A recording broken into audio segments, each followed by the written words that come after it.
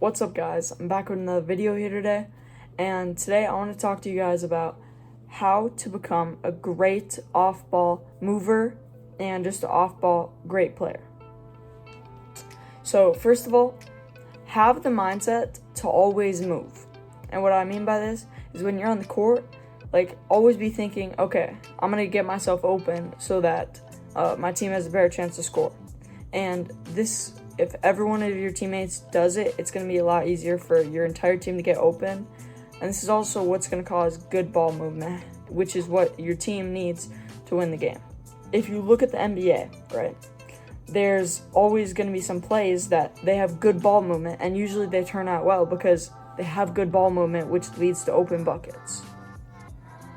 So, if you're ever just kind of sitting there, either in the corner or just anywhere really, just always have that mindset, okay, I gotta move, I gotta go, don't just stand there in the corner. And that's also not gonna look good. As a player, no one really wants a player that just sits in the corner, waits for the ball. That's kind of the opposite of what I'm trying to teach here in this video today.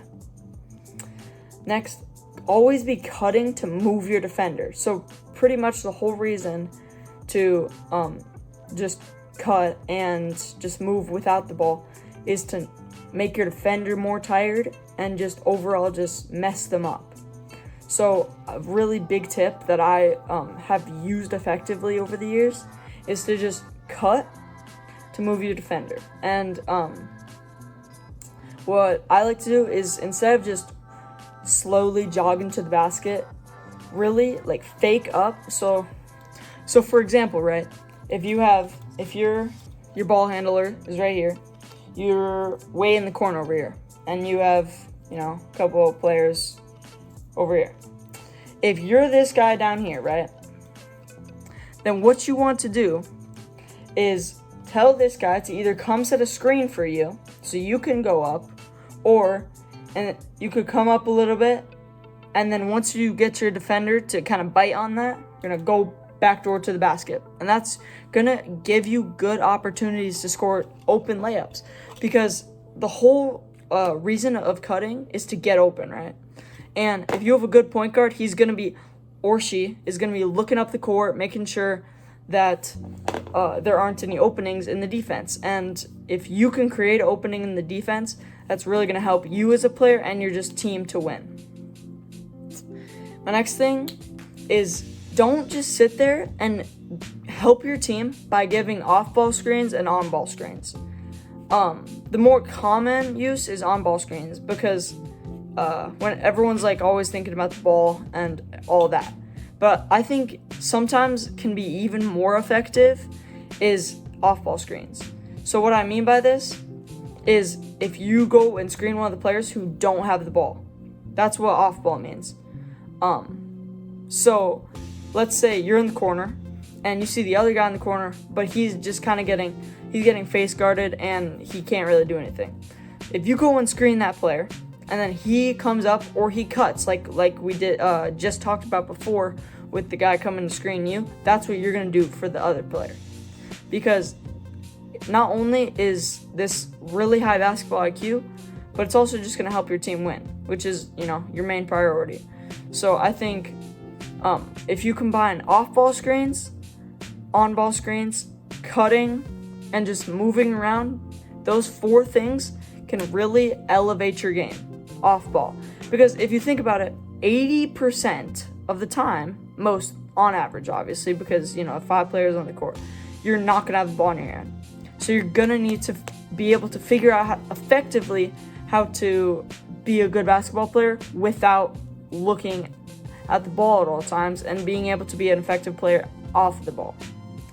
So for the next one, this is when you're going to get the ball, and you know that.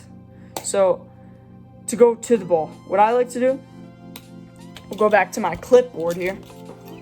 Let's say your ball handler is right here, right? And you're on this wing, and you're going to get this pass. Instead of just going up here and riding the 3-point line, you want to go and then go up.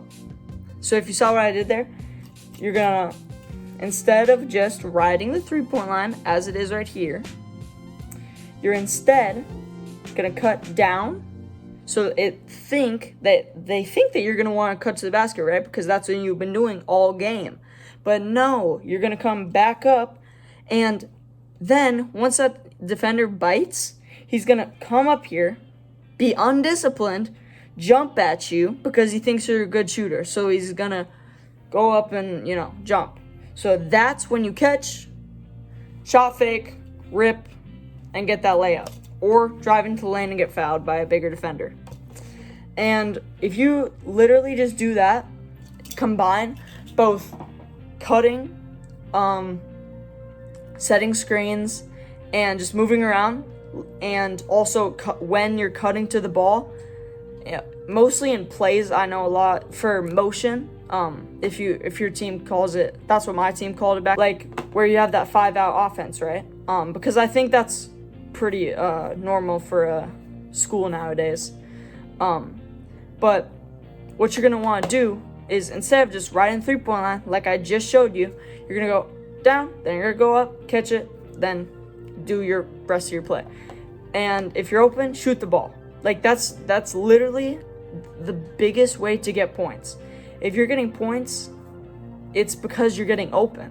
Because you can't, you might be able to take a couple contested shots, but most of your points are going to come because you're either open or they're good shots. And that's how to generate more good shots. The next thing is move a ton, and it will lure your defender to sleep. And this is kind of one I was taught when I started watching more YouTube on basketball, because that's what I'm trying to do with you guys, and teach. But I think the more you move, it just gets your defender not only tired, obviously, but just kind of lackadaisical.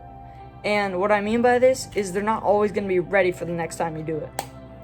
And they're going to have to be a lot more locked in on you than even helping really just anything. Like if your teammate ever gets open, your defender is going to be so locked in on you that he can't even go and help with anybody else because he's like, I got to stay with my guy. Oh my gosh. And they're really just trying to stay with you, but because he doesn't understand how to stay with a good, disciplined offensive player off the ball.